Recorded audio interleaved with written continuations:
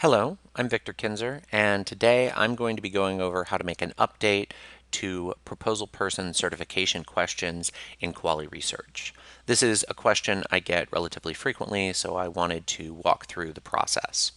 So I'm here in a proposal on the personnel page, and this is so we can look at the existing certification questions and figure out what needs to be changed. This is the best way to reference things and see what the users are seeing in the system. So we're going to open up Inez Choose Record, and we're going to go over to Proposal Person Certification. And we can see all the questions that are asked here, the general certification that everything is true, ask about lobbying activities. Down at the bottom, there's this question about, has the entity licensed rights from the university? So what we're going to do in this particular exercise is we're going to add an explanation to this question. Currently it just has a question ID. There's no explanation here. There's no additional guidance from the university for the person filling this out. And we're also going to add a follow-up question. Right now, when we answer yes, there's no follow-up, and that's not the most useful thing. You might want to actually collect some information about which piece of intellectual property has been licensed. So we are going to both add a question and modify a question.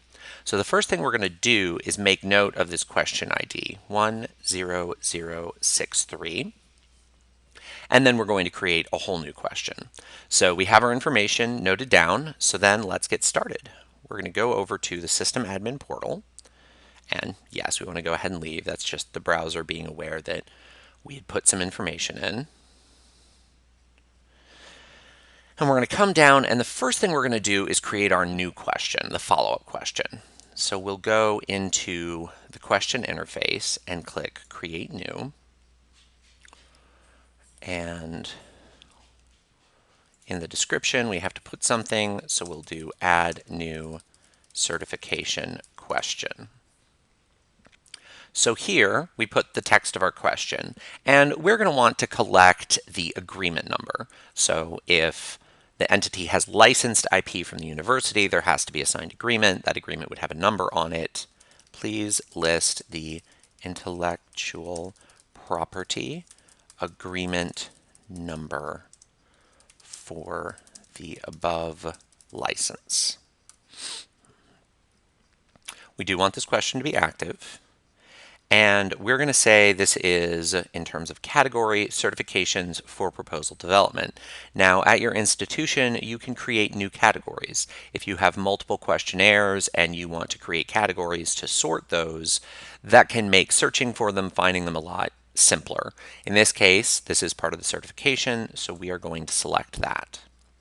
We're going to come down here, and let's say at our institution, agreement numbers for intellectual property agreements are alphanumeric.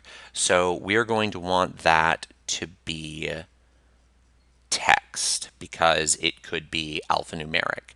We're going to keep this relatively simple and say we just want one text area, although you could put multiple text areas here if you wanted a PI to be able to list multiple agreements. Potentially there could be multiple licenses on an individual grant, although in this case we're going to make the length long enough that they could list multiple agreement numbers and separate them if that situation came up, and it's probably relatively rare. So we're going to make this text area accept up to 1,000 characters. Again, that's a lot for an agreement number, so that's going to let them put as many as they need in there. Likely that's more than we'll actually need. And we'll say the number of possible answers is only one. There are a variety of other options for questions, and you can sort of get in here and play around in one of the test environments, either at your institution or in Sandbox if you have a hosted instance. So that's our question, and we're going to go ahead and hit submit. So now our new question is in the system. It's not yet part of the certification yet. We're going to go back to maintenance, and we're going to go back to question because we also want to make a modification to the 10063 question. So 10063, we noted that down when we looked in proposal development. And this is the question that we want to add guidance text to. So I'm going to hit edit. It is going to say that it is used in active questionnaires, which is correct. We know it's in an active questionnaire because that's where we got the ID, but we do wish to continue with our edit. That's just a little bit of a safeguard. Add explanation text to question, because that's the action we're taking. We can see the question. We don't want to modify that. It's active. This particular question was put in miscellaneous. This is a test environment, so this question was likely not set up specifically for the certification, but was added.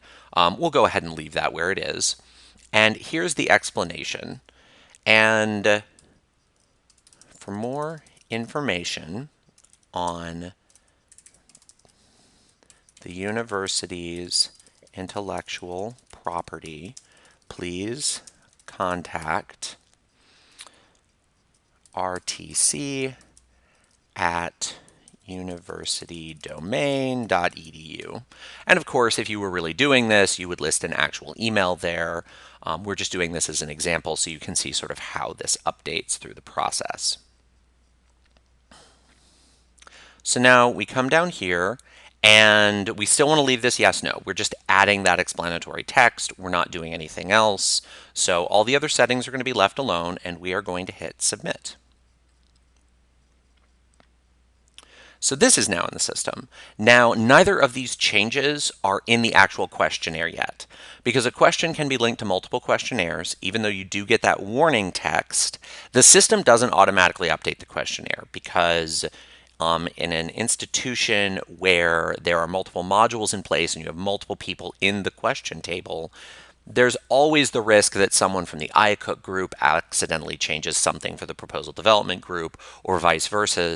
So it requires you to do a multi-step process. So if someone accidentally goes in and modifies a question that isn't theirs, it won't immediately impact that other module, because accidentally going in and actually changing the questionnaire that doesn't belong to your module is much harder to do. So that is intentionally a multi-step process just to avoid problems in production. So we're going to come down and we're actually going to go to questionnaire this time. And under name, we're going to look for proposal. And here we have proposal person certification. And we are going to edit this particular questionnaire. Just so you know, this process that I'm showing is the exact same process you would use to modify other questionnaires in the system. We just happen to be demoing it with the certification questionnaire for proposal development because that comes up fairly often. We're going to put update certification questionnaire as our description. And then we're going to come down to content.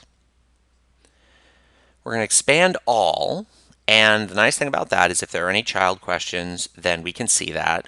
We see here someone else has modified the significant financial interest in this sponsor question.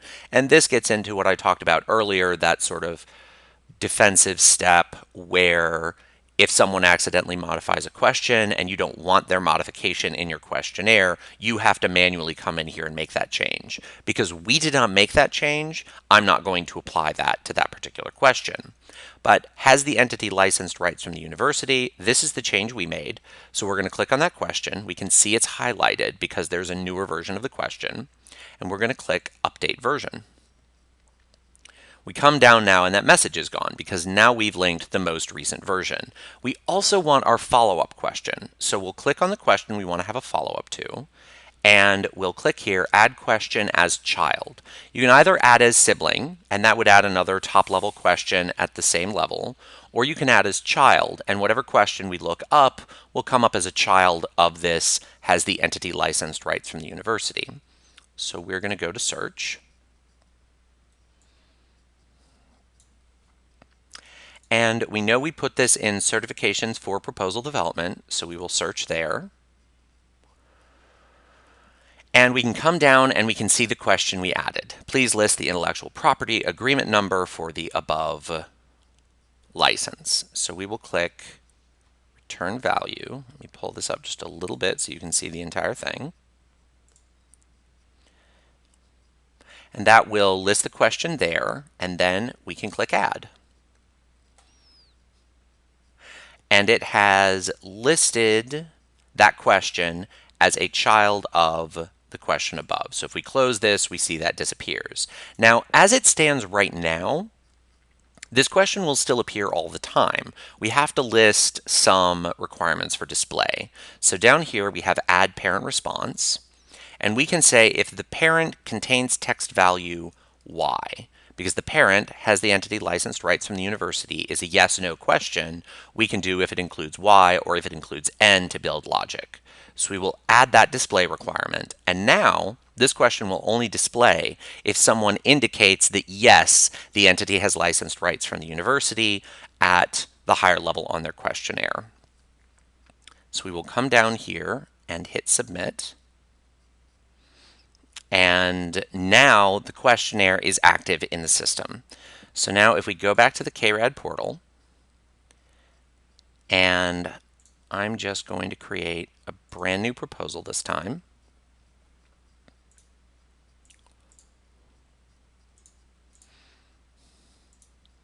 We're going to go for pretty simple dates because we really just want to get to that certification questionnaire.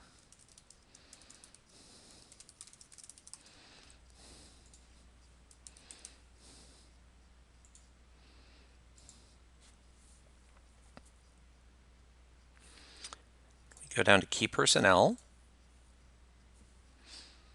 If we click add personnel,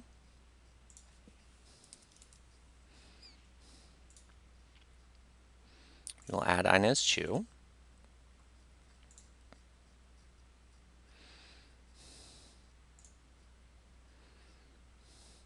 Then go over to the certification questions.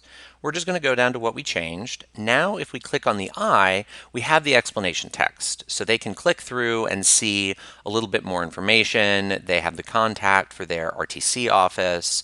And now if we click yes, we have the please list the intellectual property agreement number for the above license.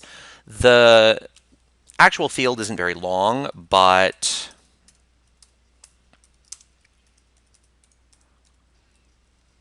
as you can see, I can list several items on here and it will keep scrolling. And in the final read-only view, it will just display all of that text. So it's actually pretty easy to navigate. So this is the full breakdown on how you update a questionnaire.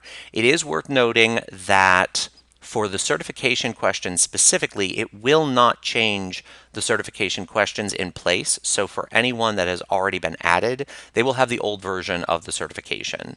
And this is just because trying to update it is a little bit complicated because there's an audit trail kept about when which person took action on the certification questions, because it's very important who actually answered them. And an update could leave blank questions. It could make that certification date somewhat invalid. So in order to get a new certification questionnaire in a proposal, you have to delete the person and then re-add them. It feels a little cumbersome, but it really is best practice in terms of keeping that audit data accurate. With a normal questionnaire, you will have the option to update in place because you really just need the answers before you submit. I hope this has been useful, and thank you very much.